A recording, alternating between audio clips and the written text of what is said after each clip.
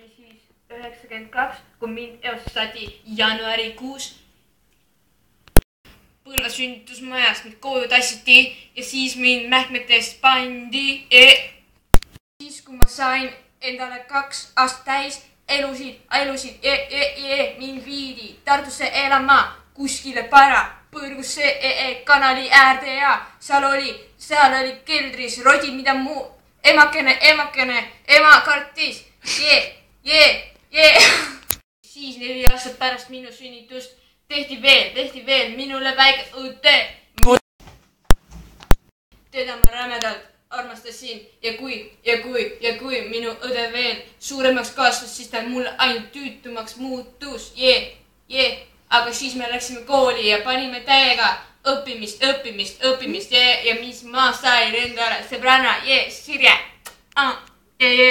Tal on väga lahe vanaema, kes koos talle lahedad roosad villased kuumikuud. Okei, ma enam ei oska. Keegi ei ütle mulle, et ma ei oska räppida. Ma oskan väga hästi räppida, omast arust küll. Sirje arvab ka nii. Ja reedel oli pidu, meil oli gümnaasiumi pidu. 11, 10, 12 ja vilistased kõik. Meil oli lahe pidu, me panime seal tantsu, puusi hööritasime. Ja siis mingid onud käpisid